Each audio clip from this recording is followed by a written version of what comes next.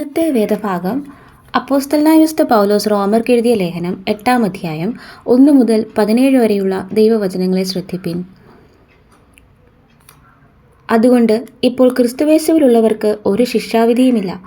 ജീവന്റെ ആത്മാവിന്റെ പ്രമാണം എനിക്ക് പാപത്തിൻ്റെയും മരണത്തിൻ്റെയും പ്രമാണത്തിൽ നിന്ന് ക്രിസ്തുയേശുവിൽ സ്വാതന്ത്ര്യം വരുത്തിയിരിക്കുന്നു. ജഡത്താലുള്ള ബലഹീനത നിമിത്തം ന്യായപ്രമാണത്തിന് കഴിയാത്തതിനെ സാധിപ്പാൻ ദൈവം തൻ്റെ പുത്രനെ പാപജഡത്തിൻ്റെ സാദൃശ്യത്തിലും പാപനിമിത്തവും അയച്ചു. പാപത്തിന് ജഡത്തിൽ ശിക്ഷ വിധിച്ചു. ജഡത്തെയല്ല, ആത്മാവിനെ അത്രേ അനുസരിച്ച് നടക്കുന്ന നമ്മിൽ ന്യായപ്രമാണത്തിൻ്റെ നീതി നിവൃത്തിയാകേണ്ടതിന് തന്നെ. ജഡസ്വഭാവമുള്ളവർ ജഡത്തിനുള്ളതും ആത്മസ്വഭാവമുള്ളവർ ആത്മാവിനുള്ളതും ചിന്തിക്കുന്നു.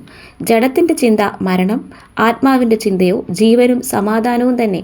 ജഡത്തിൻ്റെ ചിന്ത ദൈവത്തോട് ശത്രുത്വമാകുന്നു. അത് ദൈവത്തിൻ്റെ ന്യായപ്രമാണത്തിന് കീഴ്പ്പെടുന്നില്ല, കീഴ്പ്പെടുവാൻ കഴിയുന്നതുമല്ല. ജഡസ്വഭാവമുള്ളവർക്ക് ദൈവത്തെ പ്രസാദിപ്പിപ്പാൻ കഴിവില്ല. നിങ്ങളോ ദൈവത്തിൻ്റെ ആത്മാവ് നിങ്ങളിൽ വസിക്കുന്നു എന്നു വരികിൽ ജഡസ്വഭാവമുള്ളവരല്ല, ആത്മസ്വഭാവമുള്ളവരത്രേ. ക്രിസ്തുവിൻ്റെ ആത്മാവില്ലാത്തവൻ അവനുള്ളവനല്ല.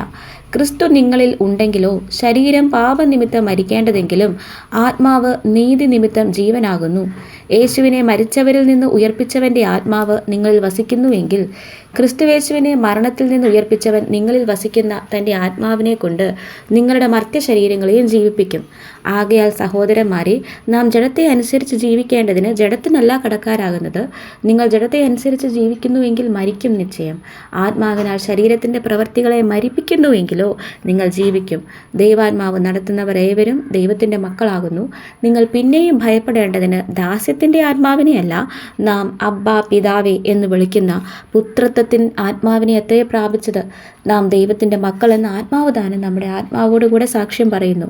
നാം മക്കളെങ്കിലോ അവകാശികളുമാകുന്നു, ദൈവത്തിൻ്റെ അവകാശികളും ക്രിസ്തുവിന് കൂട്ടവകാശികളും തന്നെ.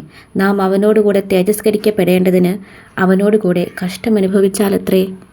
ഈ വചനങ്ങളാൽ ദൈവം നമ്മെ ഏവരെയും അനുഗ്രഹിക്കുമാറാകട്ടെ.